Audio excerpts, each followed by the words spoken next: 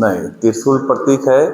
त्रिशूल में देखिए एक कोना बीच का ऊपर रहता है और दो कोने उसके छोटे, जैसे मेरे बीच का फिंगर है लंबा है और दो फिंगर उसके छोटे रहते हैं, मतलब दो कोने उसके छोटे रहते हैं, है ना, और एक बीच वाला ऊपर रहता है।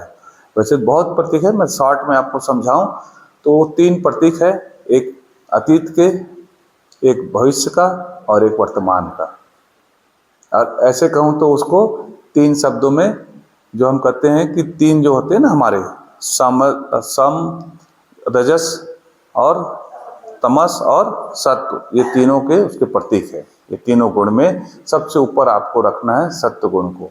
तो वैसे ही सबसे ऊपर उन्होंने रखा कि वर्तमान में रहिए। अतीत तो जो गया वो छोटा है, उसको कोई मतलब नहीं, भविष्य अभी आया नहीं है और वर्तमान में आप हैं। कल का पता नहीं, कल हम मिलेंगे कि नहीं मिलेंगे, कल इस पृथ्वी पर रहेंगे कि नहीं रहेंगे। इतने लोग तो हम दोबारा कभी नहीं मिलेंगे ना, ये तय है ये बात। इतने लोग हम कभी दोबारा इस पृथ्वी पर कभी नहीं मिलेंगे। इसमें कम हो जाएंगे, ज़्यादा हो जाएंगे, पर इतने लोग हम कभी नहीं मिलेंगे। तो वर्तमान उनका संदेश था और बहुत उसकी लंबी कथा है त्रिशूल की। तो फिर उन्होंने त्रिशूल छोड़ा।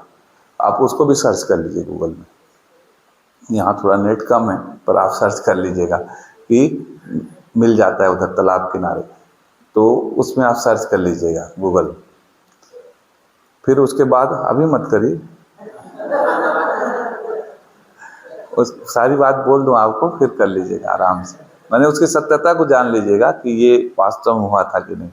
फिर उसके बाद में, और डमरू क्या चीज़ का प्रतीक है? भगवान शिव ने डमरू रखा, अनाद नाद का प्रतीक है। जो ये नाद हम आपको सिखा रहे हैं इतने दिनों से, जो नाद की शिक्षा जारी है, मौन की शिक्षा जारी है, डमरू उसका प्रतीक है। वो डमरू इसलिए रखते थे कि वो बीच में तो देखिए वो छोटा है और दोनों तरफ सम है, वो एकदम, है ना, एकदम बराबर आकार का है।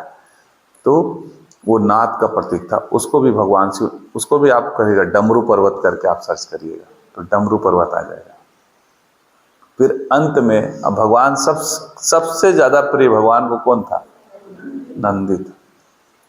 उसको कहते हैं अगर नंदी जैसा अगर कोई शिष्य हो जाए तो पार हो जाएगा। अगर भक्ति सीखनी है, अगर श्रद्धा सीखनी है, समर्पण सीखना है, तो नंदी से कोई उपयुक्त किसी को उपमा नहीं दी जा सकती इस पृथ्वी पर।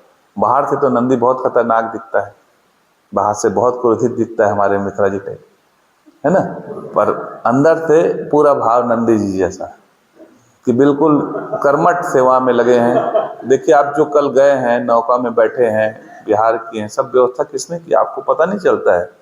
आप तो आराम से गए, बैठ गए, बस लगी है ना। तो उनका इस अमृत धाम के प्रति जो भाव है, गुरु के प्रति जो समर्पण है, वो बिल्कुल वही नंदी के जैसा समर्पण है कि बिल्कुल लगे हैं भगवान से। आज भी देखिए जहाँ भगवान शिव बैठे हैं, मैं इस कथा में जा रहा हूँ, भगवान ओशो ने इसमें बड़ा अच्छा जोक सुना है, पर मैं जोक आपको नहीं सुनाने वाला हूँ, है ना, क्योंकि भगवान शिव की चर्चा चल रही है तो वो उपस्थित होंगे। तो आज भी भगवान शिव जहाँ भी बैठे हैं उनके आगे कौन रहता है और किसको देखता है एकटक? भगवान शिव को। अभी जो बनारस में जो हमने केस में जो लड़ाई जीती और केस में जो हमारा केस फाइल हुआ, किस लिए हुआ? खाली क्योंकि वो नंदी मिल गया, और नंदी मिल गया और मुंह किया हुआ था मस्जिद की तरफ। तो नंदी मस्जिद की तरफ मुंह करके कैसे बैठेगा? इसी पॉइंट पे हम जीते केस और इसी पॉइंट पे उसका पूरा संरक्षण हुआ और अंदर भगवान शिव मिल गए ना अंदर शिव। आपने पेपरों में पढ़ा होगा, सब कुछ मिल गया भगवान शिव के। अब वो जो डूबा हुआ था उन्होंने पानी में डुबो दिया था इन हत्याकारियों ने, वो सब कुछ निकल गया, है ना।